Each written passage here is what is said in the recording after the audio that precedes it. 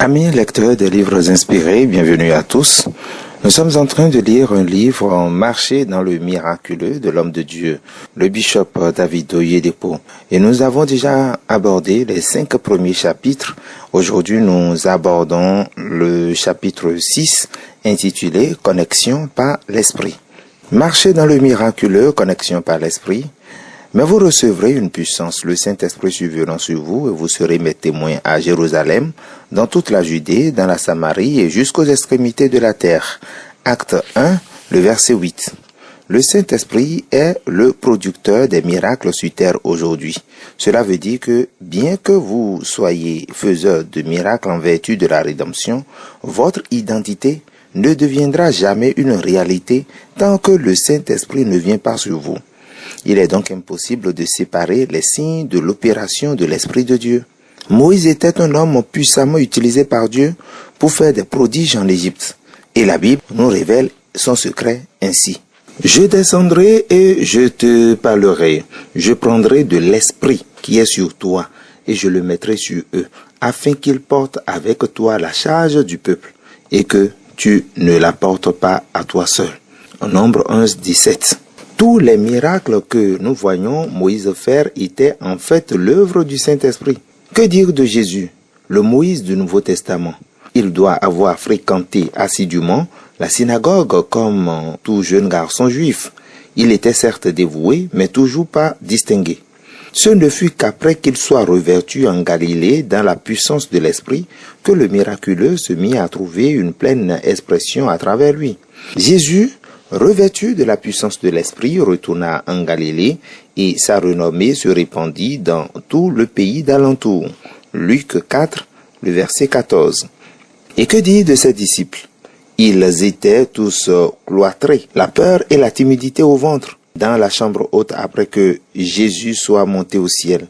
Mais au jour de la Pentecôte, le Saint-Esprit descendit sur eux et leur ministère explosa.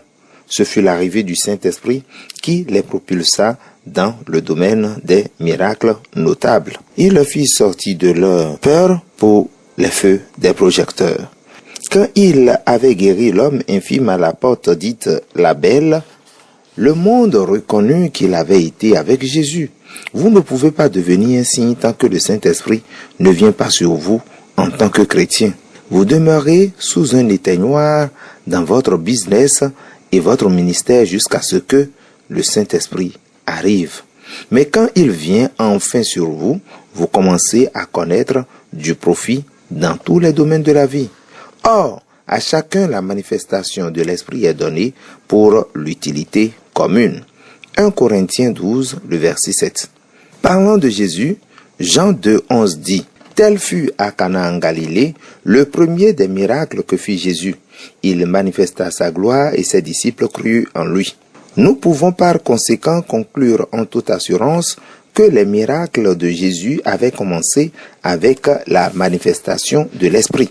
Il ne pouvait pas manifester sa gloire tant que l'Esprit Saint n'était pas descendu sur lui. Les mesures de l'Esprit. Lorsque l'homme s'avança vers l'Orient, il avait dans la main un cordeau et il mesura 1000 coudées. Il me fit traverser l'eau et j'avais l'eau jusqu'aux chevilles. Il mesura encore 1000 coudées et me fit traverser l'eau et j'avais de l'eau jusqu'aux genoux. Il mesura encore 1000 coudées et me fit traverser et j'avais de l'eau jusqu'aux reins. Il mesura encore 1000 coudées. C'était un torrent que je ne pouvais traverser car l'eau était si profonde qu'il fallait y nager.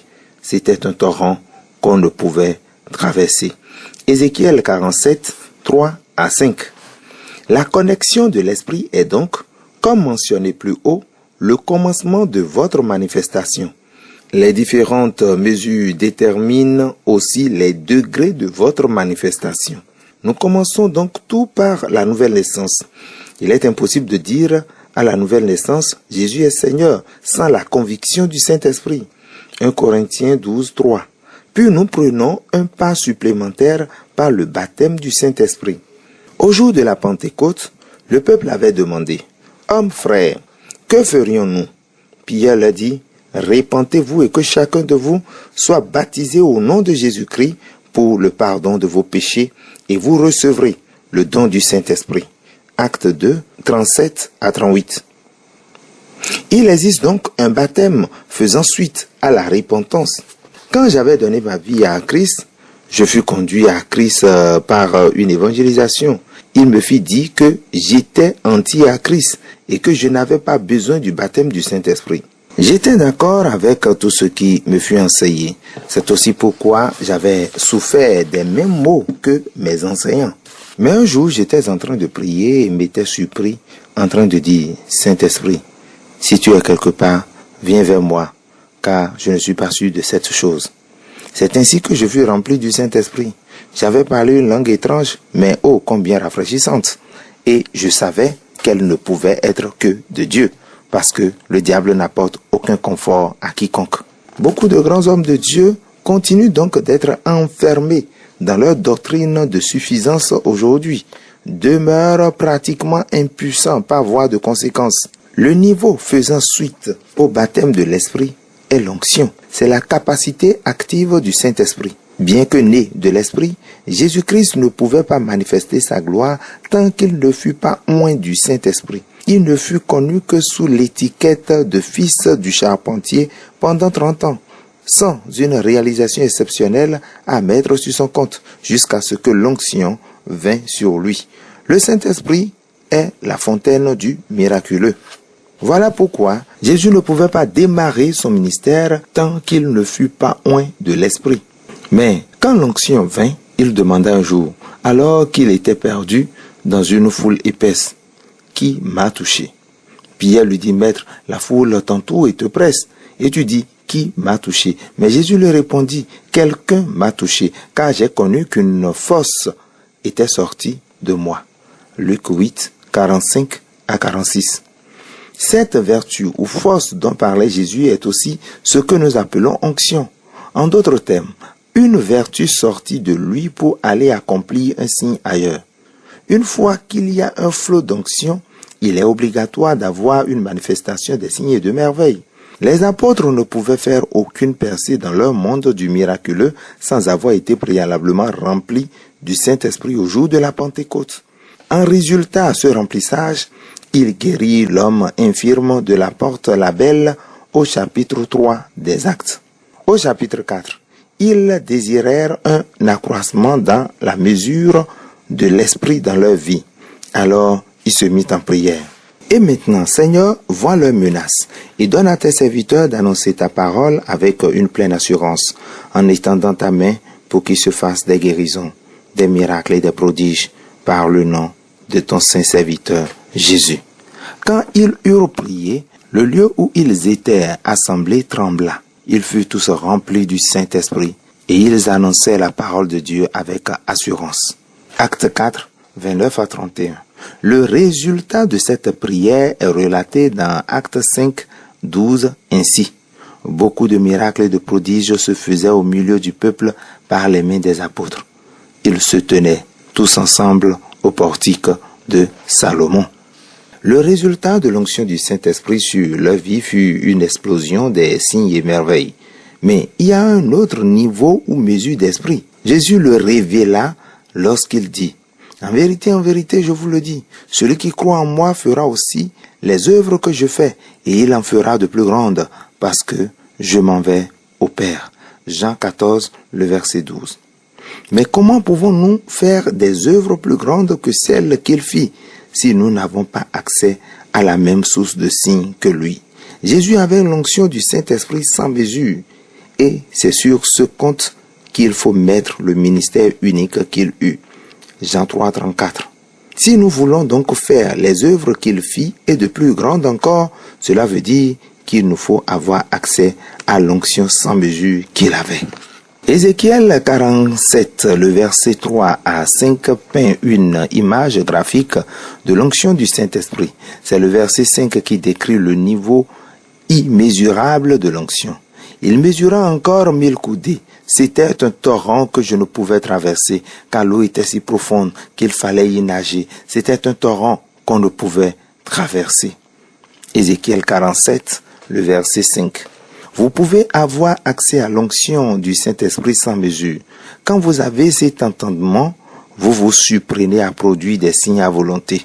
Pendant que je marchais un jour dans l'auditorium de notre église, un homme portant un gilet lombaire consécutif à une blessure spinale, contacté au cours d'un accident de voiture, toucha le vêtement que je portais et il fut guéri instantanément. Une autre femme ne pouvait faire des selles sans assistance médicale. J'avais laissé ma veste un jour sur la plateforme après avoir instruit que toute personne croyant en Dieu pour la guérison vienne la toucher dans la foi. Cette femme toucha donc ce vêtement et elle sentit quelque chose se relâcher en elle. Elle alla immédiatement aux toilettes et se mit à l'aise pour la première fois sans assistance après 38 ans.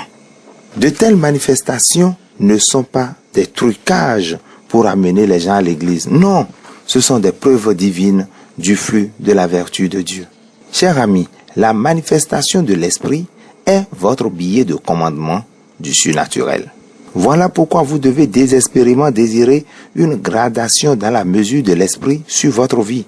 Parce que plus la mesure sous laquelle vous opérez est grande, plus grand est aussi le degré de votre manifestation, votre accès à l'esprit. Tournez-vous pour écouter mes réprimandes. Voici, je répandrai sur vous mon esprit. Je vous ferai connaître mes paroles. Proverbe 1, 23. L'accès principal à l'onction du Saint-Esprit est la pureté. Dieu ne vous joindra pas au-delà de votre niveau de pureté, où cela signera votre destruction. Voilà pourquoi, tant qu'un homme ne se tourne pas aux réprimandes de l'Éternel, son tour de jouissance d'un accroissement d'onction est loin d'être arrivé. Mettons du vin nouveau dans des vieilles outres? Non, sinon la bouteille finira par exploser et le nouveau vin est perdu. Luc 5, 37. Jésus qui fut oint sans mesure avait atteint ce niveau parce qu'il n'avait point connu de péché. L'onction sur lui était fonction de sa consécration. Psaume 47, 7. L'apôtre Paul était un homme d'un ordre étrange de signes, mais aussi l'apôtre ayant le plus milité contre le péché. Vous êtes témoins, et Dieu l'est aussi, que nous avons eu envers vous qui croyez une conduite sainte, juste et irréprochable. 1 Thessaloniciens 2, le verset 10. Tant que votre amour pour la justice n'augmente pas, votre niveau d'onction ne croîtra jamais. Aller pour 40 jours de jeûne n'est pas un substitut à la pureté. Encore moins crier ou verser toutes les larmes de votre corps pour avoir l'onction. C'est votre consécration qui détermine aussi loin que vous irez en Dieu. Voulez-vous vivre une vie de signes et de merveilles? Préparez-vous donc à sortir du péché. Je ne parle pas juste des péchés évidents comme l'adultère, mais aussi ceux qui sont enfouis dans le cœur. Une pensée malsaine par exemple. Cher ami, vous êtes l'initiateur de toutes choses dans votre vie. Vous pouvez quitter le monde de l'ordinaire pour le miraculeux si vous épousez cette parole de justice. Tant que la justice n'est pas en place, vous n'aurez aucun accroissement dans l'onction. Le Saint-Esprit veut venir en vous, mais il ne viendra pas dans un vaisseau sale. Dès que vous serez assez consacré, alors vous serez prêt à le recevoir. Vous rappelez-vous d'Ézéchiel 47? Je crois que le Saint-Esprit ne conduit l'homme que où sa consécration lui permet d'arriver. S'il vous conduit à la profondeur d'une cheville et que vous fassiez le ménage un peu plus, il vous conduira à la profondeur d'un genou. S'il constate que vous êtes purifié davantage, il vous conduit à la profondeur des reins et à celle d'un fleuve. Vous devez y parvenir. Les gens ont pleuré pour l'onction sans pour autant savoir que ce qui contrôle le passage d'un niveau à un autre est le degré de consécration de chacun. Vous ne pouvez pas, par exemple, pas mentir, escroquer et avoir une vie diluée et vous attendre à une augmentation dans l'onction. C'est plutôt une croissance d'affliction que vous engrangerez. Vous avez donc la responsabilité de nettoyer votre vie. Dieu ne fait pas acception de personne. Il a dit, la manifestation de l'esprit est donnée pour le bien de tous. L'onction est également disponible à tous, mais c'est vous qui décidez de la mesure que vous recevrez, selon votre niveau de consécration. Et c'est ici que prend fin le chapitre 6 du livre Marcher dans le miraculeux de l'homme de Dieu, Bishop David Oyedepo. Merci de nous avoir suivis et à très bientôt pour un autre chapitre.